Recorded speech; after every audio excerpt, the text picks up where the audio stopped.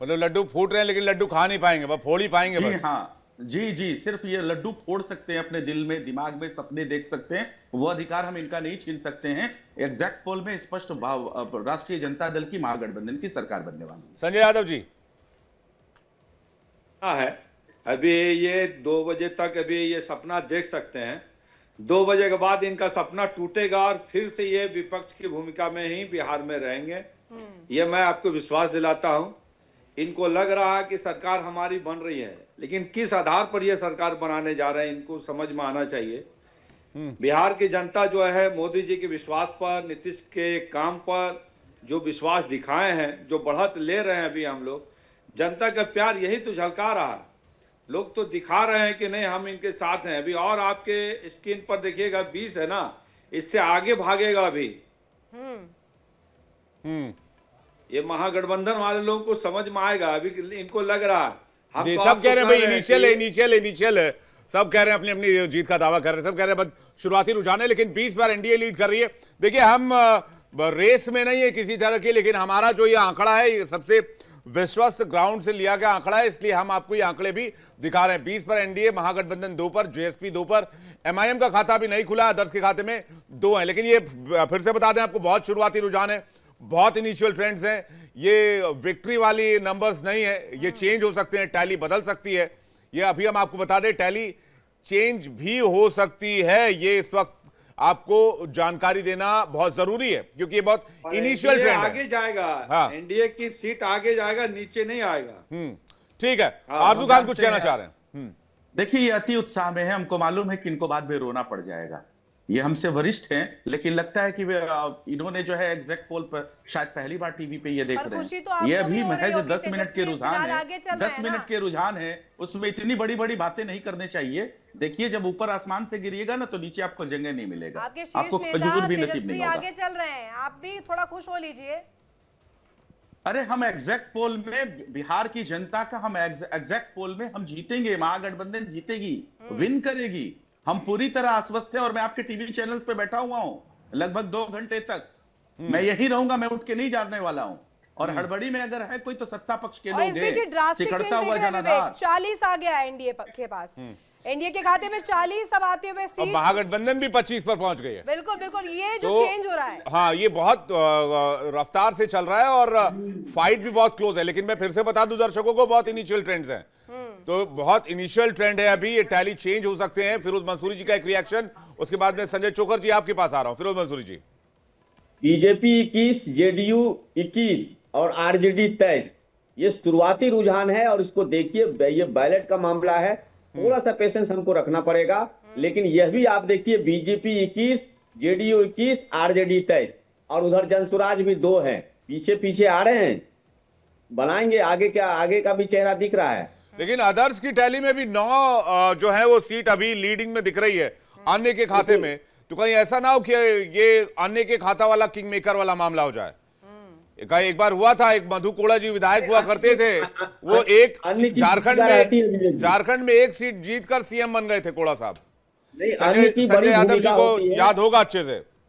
बिल्कुल, तो अन्य की भूमिका बहुत इंपॉर्टेंट हो सकती है अगर इस तरह से नंबर चलते रहे। इनिशियल ट्रेंड में अगर 9 पर अन्य आगे चल रहा है तो फिर ये इंपॉर्टेंट हो जाएगा, बिहार की राजनीति दिलचस्प हो जाएगी इस बार रिजल्ट के लिहाज से। मंसूरी जी। फिरोज जी को ज्यादा भरोसा है जन स्वराज पार्टी पे। देखिए बहुत ही क्लोज फाइट है ये मैं बार बार कह रहा हूं कि प्रतिपक्ष के नेता ने बहुत ईमानदारी से चुनाव लड़ा है और पूरे चुनाव में माननीय मुख्यमंत्री नीतीश कुमार जी दिखाई पड़े हैं अपने काम को लेके। तो ये 2 आदमी के सामने जो मामला है, जनता को यहाँ मैंडेट देना है और इस पे पूछना है। पूरे केंद्र में नीतीश कुमार है और पूरे केंद्र में प्रतिपक्ष के नेता तेजस्वी यादव है।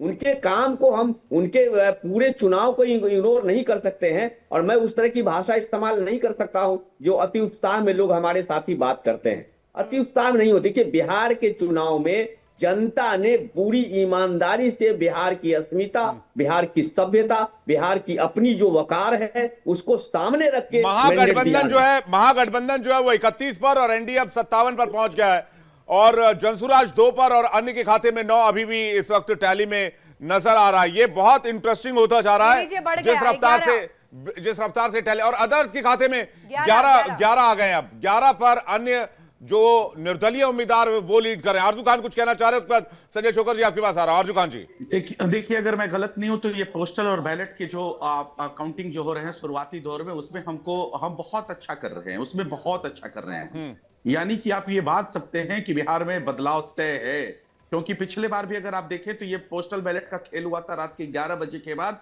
और उसमें हमारे लगभग कितने लोगों को 25 सीटें हमको हराई गई थी। उसमें हमारे मुख्य प्रवक्ता शक्ति यादव भी थे, जिनको सिर्फ महज 12 वोटों से, किसी को 18 वोटों से, किसी को 20 वोटों से और किसी को 26 वोटों से हराया गया था। तो हम यकीन के साथ कह सकते हैं कि अब और हमारा जो है ध्यान मजबूत होते चला जा रहा है। हमारी स्पष्टीकरण स्पष्ट मैं कर दूं कि हम बहुत मजबूत दावेदारी में और हैं। ये जो धीरे धीरे बढ़ रहा है ये प्रोसेस है, ये भी इनिशियल कहीं ना कहीं ट्रेंड्स है, आगे इंतजार करना होगा। लेकिन इंडिया डेली ने जो ये स्क्रीन सजाई है ना, ये स्क्रीन अभी लगातार बदलने वाली है, रुझान जैसे जैसे एकदम जी हाँ, एकदम। और ऐसे में अभी एनडीए 57 और महागठबंधन की बात, महागठबंधन 34 पर पहुंच गई है। 34 पे पहुंच जी, गए हैं। महागठबंधन 34 पे पहुंच गई है। ये ताजा अपडेट है, महागठबंधन से भी नंबर्स लगातार बढ़ते जा रहे हैं। संजय छोकर जी का रिएक्शन चाहूंगा, उसके बाद संजय यादव जी आपके पास आ रहा हूं। बिल्कुल, देखिए अब ये शुरुआती रुझान है और इससे अंदाजा लगाना भी बहुत मुश्किल होता है। शुरुआती रुझान में आप देखिए अब जैसे जैसे रिजल्ट आने स्टार्ट होंगे तो महागठबंधन की सरकार बनने जा रही है बिहार में, और पहली बार आप देखेंगे बिहार में एक बदलाव आया है कि जिस तरीके से लगभग 9% वोट जो पोल बढ़ा है, ये बहुत ही बड़ी बात है। ये बदलाव का संकेत देती है। जब भी आप देखेंगे किसी भी स्टेट में ज्यादातर यही होता है कि जब पोलिंग परसेंटेज बहुत तेजी से बढ़ता है, ज्यादा बढ़ता है, तो कहीं ना कहीं सरकार जो होती है उसके खिलाफ एक जनादेश होता है, एंटी इनकम्बेंसी सरकार के खिलाफ होती है, और वो साफ बिहार में नजर आ रही है। लेकिन कहा जा रहा था कि खेला होगा जन स्वराज पार्टी आ रही है तीसरे ऑप्शन के तौर पर, लोग कह रहे थे, लेकिन अभी तो हम जो देख रहे हैं 11 अन्य के खाते में चले गई है। जन स्वराज तो सिर्फ अभी 2 पे है। नहीं, बिल्कुल आप देखिए अभी जैसे जैसे रुझान बढ़ेंगे आने वाले टाइम में, आप महागठबंधन की सीटें बढ़ेंगी। बिहार के लोगों ने मन बनाया हुआ है महागठबंधन की सरकार बनाने के लिए, और जिस तरीके से मैंने बोल रहा हूं कि पहली बहुत समय के बाद 9% पोल बढ़ना बहुत बड़ी बात होती है, बहुत बड़ी बात है। बिल्कुल बदलाव का संकेत है, बदलाव का संकेत है। नहीं, लेकिन कह रहे हैं एसआईआर का नतीजा, एसआईआर की वजह से पोल परसेंटेज बढ़े हैं, क्योंकि इससे पहले जो पोलिंग होती थी वो उसी रेशियो से होती थी। इस बार के 65 लाख वोट जो है वो करेक्ट किए गए। नहीं, देखिए ये तो अभी अंदाजा लगाना बड़ा मुश्किल होता है कि किस वजह से, लेकिन बिहार के लोगों ने बहुत दिलचस्प चुनाव लड़ा है। बहुत लोगों ने इसमें रुचि जाहिर करी है अपनी वोट डालने के लिए। तो ये लोगों ने वोट डाला है, वो रीजन अलग अलग हो सकते हैं, कई कारण अलग, लेकिन मुझे लगता है जिस तरीके से मुद्दे तेजस्वी जी ने, राहुल गांधी जी ने उठाए हैं, करप्शन के, बेरोजगारी के, पलायन, बिहार में जो सबसे बड़ा मुद्दा होता था, लेकिन अभी अगर हम महागठबंधन की बात करें, महागठबंधन 34 पर अभी है, लेकिन आरजेडी 28 पहुंच चुकी है। अगर अकेले हम देखें, कांग्रेस 4 पर ही है। देखिए 20 साल के शासन से बिहार की जनता दुखी हो चुकी है, बदलाव चाहती थी इस बार बिहार के लोग, और इसी वजह से वोट पोलिंग परसेंटेज भी बढ़ा है। आप देखिए जैसे जैसे रुझान बढ़ेंगे आने वाले टाइम पे, यानी कि एसआईआर का इंपॉर्टेंट ऋतु ये है कि जी इंपॉर्टेंट ये है कि एनडीए में बीजेपी और जेडीयू जो अभी तक रुझान है उसमें लगभग अभी टैली अपडेट होने ही वाली है। 40 पर बीजेपी आगे चल रही है, जेडीयू 25 पे, एलजेपी 3 पे, अन्य एनडीए में जो है उनके 2 सीटों पर वो लीड कर रहे हैं। तो ऐसे में जो इक्वल शेयरिंग हुई थी कि बीजेपी और जेडीयू ने बराबर सीटों पर चुनाव लड़ी, उसमें लग रहा है कि कहीं ना कहीं यहां पर थोड़ा बहुत एनडीए को नुकसान हो सकता है। इसमें संजय यादव जी का एक जवाब चाहूंगा, उसके बाद आरजू खान कुछ कहना चाह रहे हैं। संजय यादव जी। जी देखिए, एनडीए के चाहे वो बीजेपी हो या जेडीयू हो, किन्हीं को कोई नुकसान होने वाला नहीं है। अभी आप देखिए समय है हमारे पास, हम लोग दोनों का जो सीट है ना वो बहुमत की ओर ले जाएगा। नहीं, लेकिन आप लोगों ने कहीं बराबर सीट पे चुनाव लड़के कुछ नुकसान तो नहीं कर लिया जिसका फायदा महागठबंधन को हो जाए, वो सीटें जो महागठबंधन को मिल जाए? इसी में एड ऑन मैं भी कर देती हूँ नहीं। जरा। 101 सीट पर दोनों ही लड़ रही हैं और कहा गया कि चिराग पासवान को सीट्स कहीं देने के चक्कर में जेडीयू से काटकर उधर सीट्स दे दी गई। नहीं, देखिए क्या है ना, चिराग पासवान जाकर भी अच्छा सीट आएगा ऐसा नहीं है। हम देख रहे हैं कि कांग्रेस का सीट कितना बढ़ रहा, कांग्रेस का जो रफ्तार नीचे गिरने का है वो उठेगा कि नहीं उठेगा। गठबंधन की जो सहयोगी है उनका सीट आ ही नहीं रहा, आरजेडी का आ रहा, कांग्रेस का ग्राफ अभी भी नीचे है। तो 4 पर किसके है। बल पर जो है आरजेडी सरकार बनाने जा रही है, हम तो ये देख रहे हैं। जी आरजू खान जी इसका जवाब देंगे। आरजू खान जी, देखिए, मैंने कहा था कि ये शुरुआती रुझान है, लेकिन अब रुझान स्पष्टीकरण की तरफ चले जा रहे हैं। मैं यकीन के साथ कह सकता हूं कि लोजपा चिराग पासवान जी वो बहुत कम सीटें हासिल कर पाएंगे, बहुत कम सीटें। और यहाँ पे सबसे बड़ा अगर एनडीए को अगर डेंट लगेगा तो वो चिराग पासवान की वजह से लगेगा, उपेंद्र कुशवाहा जी की वजह से लगेगा।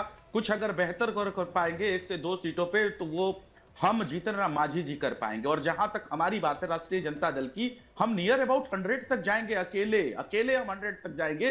सीपीआई माले जो है लगभग 35 से 40 जाएगी और लगभग 35 से 40 कांग्रेस भी जाएगी। इसी वजह से हम कह रहे थे कि जो एग्जिट पोल जो पहले दिखाया जा रहा था हमको इस पे यकीन नहीं है, जो एग्जैक्ट है वो एग्जैक्ट। लेकिन अभी जो इंटरेस्टिंग आंकड़े आ रहे हैं, जो इंटरेस्टिंग रुझान आ रहे एक हैं, बड़ी खबर आ रही है ऋतु में, वो बताता हूं। महुआ से तेज प्रताप पीछे चल रहे हैं, इस वक्त बड़ी जानकारी मिल रही है। महुआ सीट से तेज प्रताप पीछे चल रहे हैं, राघोपुर से तेजस्वी आगे चल रहे हैं, जनसुराज 3 सीटों पर आगे चल रही है फिलहाल, ऐसी जानकारी मिल रही है। ये बड़ा इंपॉर्टेंट अपडेट है कि महुआ से तेज प्रताप पीछे चल रहे हैं, जिन्होंने अलग पार्टी बनाई। और नीतीश के 12 मंत्री फिलहाल आगे चल रहे हैं, 12 से ज्यादा मंत्री अभी आगे चल रहा है, ये भी इंपॉर्टेंट है विवेक। और ऐसे में तारापुर से सम्राट लीड कर रहा है, जिनके बारे में कहा जा रहा था कि सीट फंसने वाली है, सीट कहीं फंस ना जाए, अभी वो फिलहाल लीड कर रहे हैं अभी तक इनिशियल ट्रेंड्स में, कम से कम हम कहें। और ये आंकड़े भी देखिए टैली में बढ़ते हुए, एनडीए 66, महागठबंधन 42, जेएसपी अभी भी 2 पर है, अन्य भी 11 पर है। यानी कि कुल मिलाकर देखा जाए एनडीए महागठबंधन अभी फिलहाल आगे बढ़ते हुए, दोनों ही अपनी अपनी रफ्तार से 66 पर एनडीए, महागठबंधन 42। और हमने जो दूसरी टैली में दिखाया है, दूसरी टैली में देखिए महागठबंधन को हम पूरी तरीके से बाइफरकेट करके भी दिखा रहे हैं। आरजेडी 38, कांग्रेस 2 पे, लेफ्ट में भी 2 पे, लेकिन अन्य के खाते में वहां पर जो कहे वीआईपी के तौर पर, अगर कहे मल्ला समाज को जिस तरीके से इंपॉर्टेंस दी जा रही थी, मुकेश सहनी को दी जा रही थी, डिप्टी सीएम के तौर पर पेश कर दिया गया था महागठबंधन की तरफ से, लेकिन अभी 0 खाते में है, 0 सीट्स मिल रही हैं। आरजेडी अभी लीड कर रही है महागठबंधन में 38 सीटों के साथ, और एनडीए कुल मिलाकर अभी आंकड़ों में आगे, रुझानों में आगे। मुझे लगता है मुकेश सहनी जो है वो बेसिकली अपनी पार्टी का किरदार तय नहीं कर पाए, वो बहुत कंफ्यूज रहे। कभी एनडीए की तरफ झुकाव नजर आया, कभी इंडिया अलायंस की तरफ झुकाव नजर आया, कभी आरजेडी की तरफ झुकाव नजर आया, कभी जो है वो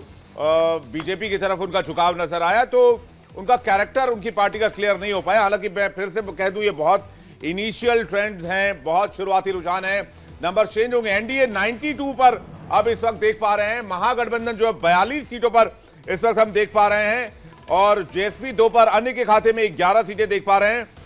मुकेश सहनी की पार्टी को लेकर आरजू खान क्या सोचते हैं और फिरोज मंसूरी क्या सोचते हैं, उनसे एक बार जवाब चाहेंगे। जी, किसकी आरजू खान जी, मुकेश सहनी जी का अभी तक खाता नहीं खुल पाया है, क्या आप एकदम न घबराएं, एकदम न घबराएं, बोनी हो जाएगा? एकदम बोहनी नहीं होगा, सम्मानजनक सीट लेके आएंगे। और मैं आपको फिर से मैं बता दूं, यहाँ पे भारतीय जनता पार्टी आपको सिकुड़ती हुई नजर आएगी और पिछले से बेहतर करती हुई जनता दल यूनाइटेड आएगी। और जहां तक रहा, मैं बार बार कह रहा हूं, आरजेडी अकेले 100 तक सीटें जाएगी, कांग्रेस लगभग 35 से 40 सीटें जाएगी, करीब आरजेडी की रफ्तार तो ठीक लग रही है, मतलब जिस हिसाब से आप दावा कर रहे हैं। कांग्रेस सुस्त लग, कांग्रेस हम जो भी लेफ्ट और बाकी आपके अलायंस की रफ्तार थोड़ी ठीक नहीं है। एकदम सबका बेहतर हो जाएगा। इनिशियल जो है भी शुरुआती रुझान है, आप देखिएगा। और जो हमने एनालिसिस किया है कि 7 से 8 कैबिनेट के जो मंत्री है वो हारेंगे।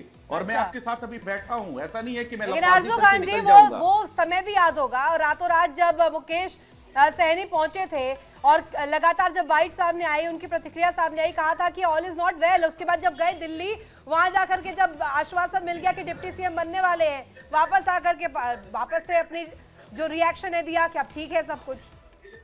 नहीं, ये शायद उपेंद्र कुशवाहा ने कहा था कि ऑल इज वेल। शाम में उपेंद्र कुशवाहा पर आप पहले जवाब दीजिए ना।